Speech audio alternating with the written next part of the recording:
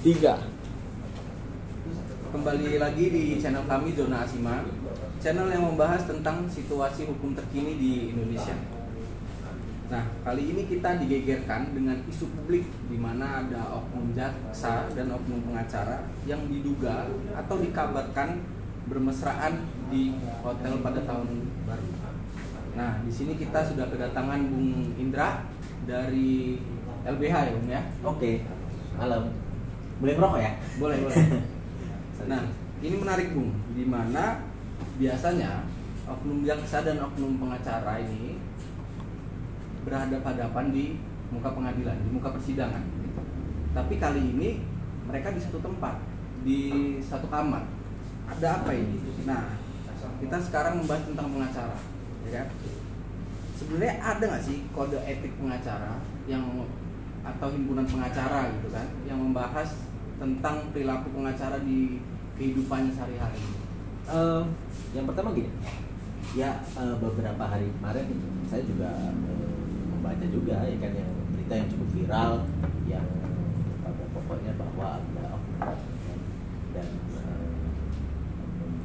jaksa, oknum pengacara yang kemudian digerebek dengan dugaan ya kan apakah perselingkuhan atau zina yang kemudian juga sudah ada laporan kepolisian di Polresta Bandar Lampung kalau nggak salah saya baca itu dan kemudian soal perkembangan perkaranya ya dapat info juga kemudian dicabut dan lain sebagainya. Tapi secara prinsip sih kita kan sering melihat ya kan tadi disinggung soal ini biasanya berhadapan-hadapan ya kan yang satu mendakwa yang satu membela. Nah, secara prinsip ini ada apa? Apakah kemudian tadi bicara soal apakah advokat juga punya bicara soal kode etik? Yes.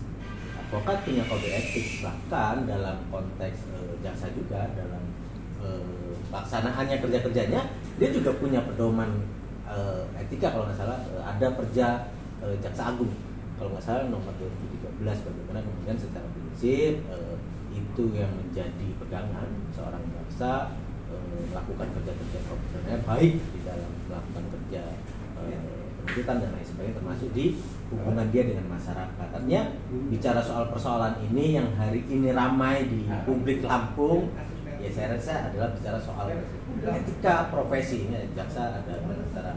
Nah secara prinsip pengacara juga punya etika profesi dan saya rasa ini bisa undang juga kawan-kawan organisasi advokatnya untuk bisa hadir ya kan dan seperti apa sih prosesnya kan gitu. Tapi secara prinsip advokat pasti punya etika profesi dalam konteks penegakan etik. Nah, terkait dengan masalah isu itu gitu. Apakah ada aturan sanksi gitu? Sanksi yang fokus dengan masalah-masalah pengacara itu sendiri? Yang pasti gini, kenapa kemudian itu harus ada penegakan etiknya? Karena orang-orang ini atau APH ini ada jaksa, hakim, pengacara, ya kan notaris, mereka adalah orang yang menjalankan profesi yang diberikan kemenangan oleh undang, sehingga dalam pedoman pelaksanaan kerja-kerjanya pasti diatur juga soal etika profesi. Misalnya advokat dia ada pembela keadilan kan gitu juga artinya apa marwah itu yang kemudian harus dijaga dan kemudian juga harus diatur dalam etika berprofesinya dalam konteks dia menjalankan tugas-tugasnya sebagai advokat dan juga menjaga hubungan dia dengan APH yang lain. Nah dalam konteks itu kan misal majelis etik atau majelis pengawas, majelis kehormatan dan lain sebagainya ya kan begitu berbicara soal ya kan misal dugaan pelanggaran etik, tindakan-tindakan yang mengarah ke pidana dan lain sebagainya ya, mereka sebagai organisasi profesi ya, mereka punya kewenangan yang pertama apakah mengklarifikasi tindakan itu karena ini berbicara soal marwah juga ya kan yang hari ini ramai berbincangkan dan saya rasa kawan-kawan Zona Asima ini bisa undang nih ya kan kawan-kawan dari organisasi profesinya untuk bisa menjelaskan proses-proses apa yang kemudian sudah dilakukan dan mengklarifikasi. Saya rasa itu yang paling penting. Bisa nggak sih kalau kayak seorang pengacara gitu ya kan, terus dia diberhentikan dari profesinya gitu? Yes, ini kan berbicara soal penegakan etik. sanksi apa yang kemudian dilanggar. Ya seperti kayak pegawai negeri sipil jika dihukum pidana dengan berapa tahun atau apa gitu. Ya itu pasti ada pemberhentian kan gini. Dalam konstruksi etik misal di Pradi kan gitu, dia ada apa ya, kalau nggak salah berapa bulan dan lain sebagainya dia nggak bisa beracara dan lain sebagainya. Ketika itu adalah pelanggaran etik ini maksudnya pelanggaran yang dilakukan oleh seorang advokat, oleh seorang pengacara dalam konteks menjalankan kerjanya. Tapi ketika memang kemudian dalam konstruksi pemeriksaan yang dilakukan pihak berwenang dalam organisasi profesi, Dewan Kehormatan Dewan Pengawas dan lain sebagainya, kemudian ternyata yang dilakukan itu adalah tindakan-tindakan itu bisa dikategorikan apakah kemudian tindakan ini adalah tindakan etik atau kemudian ini adalah tindakan di luar etik atau misal melanggar hukum dan lain sebagainya. Ketika itu melanggar hukum, saya rasa itu dalam konteks penegakan hukum kan gitu. Jadi etik itu dia tidak mengambil ranah dalam pelanggaran hukum, tapi dia mengambil ranah dalam pelanggaran etik. Jadi berbeda tuh. Ya. Kalau bicara tentang jaksanya, kan? Jaksa ini kalau dikabarkan ini dia sebagai kasipidum, gitu ya. Jadi kalau menurut saya sebelum dia menjabat sebagai kasipidum dia harus melalui fit and proper test, gitu ya. Jadi sebenarnya siapa sih berwenang untuk mempertanggungjawabkan ini atau memanggil si jaksanya, oknum jaksa ini? Kalau pertanyaan itu kita pernah sebelumnya ya, beberapa tahun sebelumnya kita pernah digegerkan soal bagaimana seorang jaksa itu berhidup mewah-mewah.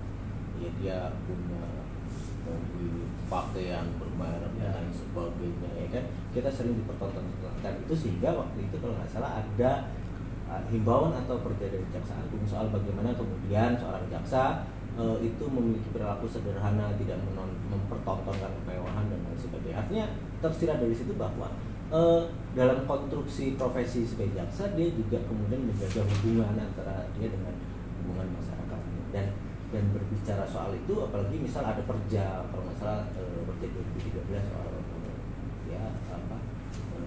soal etika profesi jaksa ya, ketika dia melanggar dan itu berlaku untuk semua jaksa, bukan hanya apakah dia itu berprofesi A, dia punya jabatan, tapi itu berlaku untuk semua jaksa, sehingga ketika ada pelanggaran saya rasa itu bisa dilakukan fungsi pengawasan kan gitu dari internal kejaksaan sendiri. Kalau menurut kabar sepertinya ini pengacara ini kan ada beberapa himpunan untuk pengacara itu kan ya, ada Pradi, ada apa lagi ya? Ya ini pasca perubahan ya kan, perubahan undang-undang advokat yang tujuh kan banyak ya kan, kita nggak single bar lagi tuh, banyak organisasi advokat yang ada. Aku sih belum mengklarifikasi secara pasti dia ini ada di organisasi advokat apa, tapi kayaknya sih bukan Pradi atau apa, lupa tadi.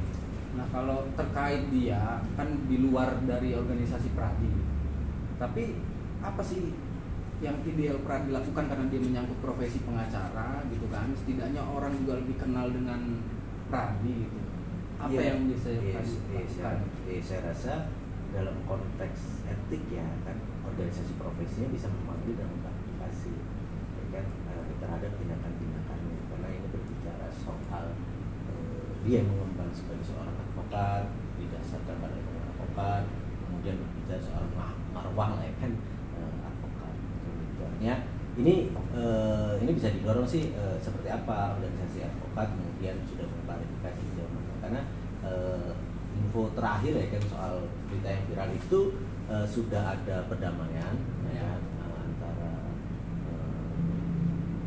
kedua belah pihak lah ya kan, kemudian ada pencabutan laporan di Polres Bandar Lampung, karena memang secara prinsip tindakan ini kan bicara soal tindakan apa sih yang dilakukan, kan dugaannya itu perselingkuhan atau zina yang secara prinsip itu deliknya kan delik absolut atau delik aduan murni ya kan, yang memang itu dibolehkan secara hukum, ketika laporan pasca itu juga bisa dicabut kan. Nah tapi kalau kemudian ini berdiskusi soal konstruksi hukum lain, misal saya ngambil pandangan dari Komnas Perempuan bahwa perselingkuhan itu juga adalah bagian dari kekerasan dalam rumah tangga. Itu kan kajian, karena ini berbicara soal dugaan zina atau perselingkuhan dan lain sebagainya. Misal kita kemarin dikaget-kagetkan dengan misal pencabutan laporan Lesti Kejora, ya kan? Iya, betul. Sebenarnya siapa yang paling tersakiti ya? Korban-korban kekerasan dalam rumah tangga, korban-korban ya mereka kelompok-kelompok itu ya kan yang merasa bahwa perempuan dalam satu rumah tangga yang rentan, yang sering mendapatkan pelakuan kekerasan dan lain sebagainya, kok kemudian ini menjadi contoh publik untuk bagaimana korban itu melapor dan diproses hukum, tapi kok kenapa dicabut? Nah, dalam konstruksi KDRT, dalam undang-undang KDRT itu ada namanya kekerasan fisik dan kekerasan psikis. Nah, selingkuhan menurut Komnas Perempuan itu adalah bagian dari kekerasan psikis kan. Tapi lagi-lagi kita sampaikan bahwa ini kan laporannya sudah dicabut, kemudian ada perdamaian, itu adalah hak bagi para. Kalau dari tadi yang Bung Indra sendiri bilang bahwa kabarnya ini sudah sampai di proses damai gitu. Damai itu kan dari masing-masing oknum, ya kan? Damai belum tentu tidak terjadi gitu kan. Tapi apakah ada evaluasi sendiri gitu dari pihak-pihak intern pengacara gitu? Ya, kalau dari rilisnya Kejati sih mereka akan tetap melakukan pemeriksaan secara internal dan kemudian pelanggaran-pelanggaran apa yang sudah dilanggar, kemudian dan itu proses internal mereka. Secara prinsip ya kan ya nggak lepas dari bagaimana kemudian ini bisa diklarifikasi dan lain sebagainya. Karena apa? Karena sudah ramai di media sosial, terus kemudian dugaannya sudah ada laporan ke polisi, dugaannya dan lain sebagainya. Karena ini juga berbicara soal marwah kejaksaan dan lain sebagainya, karena mereka adalah institusi yang kemudian diberikan kewenangan oleh undang-undang untuk melakukan penegakan. Jadi sesuai aturan masing-masing institusi itu aja tersebut ya. Iya. Kalau closing statement dari Bang Indra nih, dari Bung Indra nih, kalau soal masalah seperti ini gimana? Ya, saya rasa kan gini, berbicara soal misal dugaan perselingkuhan atau dugaan zina, saya rasa hari ini di Indonesia masih banyak korban-korban kasus misalnya KDRT, kasus kekerasan terhadap perempuan dan lain sebagainya. Kadang-kadang kan kita juga harus melihat bahwa konstruksi yang ada di media itu juga menjadi pembelajaran publik kan gitu, termasuk juga dalam konteks penegakan etiknya. Oke, hari ini ada pencabutan laporan, kemudian ada perdamaian, tapi di sisi lain kan ini berbicara soal marwah kelembagaan, etika berprofesi dia, misalnya sebagai advokat, sebagai jaksa dan lain sebagainya. Itu saya rasa kemudian bisa ditindaklanjuti dengan bisa melakukan klarifikasi dan lain sebagainya, sehingga publik itu tidak tersangka kalau ini yang melakukan nggak apa-apa dan lain sebagainya. Pertanggungjawaban itu ya pertanggungjawaban kepada publik, kan? Kemudian menjaga marwah institusi, menjaga marwah profesi itu sangat penting, karena mereka ini adalah orang-orang yang akan memberikan pelayanan kepada masyarakat, khususnya dalam konteks penegakan. Baik, mungkin sekian penjelasan kami atau berita kami. Baik, mungkin sekian diskusi kami kali ini. Seperti yang Bung Indra katakan, agar nanti Bang seperti baik, mungkin sekian diskusi kami kali ini. Seperti Bung Indra tadi katakan, untuk mendorong setiap agar AIC. Baik, mungkin sekian diskusi kita kali ini. Seperti yang Bung Indra tadi katakan, untuk mendorong agar setiap masyarakat bisa melaporkan dan memantau kerja-kerja APH, dan ini menjadi pembelajaran untuk APH menjaga profesionalisme dan integritasnya di pergaulan di tengah masyarakat. Terima kasih. Ingat, oh iya Bang, lupa. Ingat, memilih advokat yang tepat adalah investasi jangka panjang untuk meminimalisir resiko hukum Anda. Terima kasih.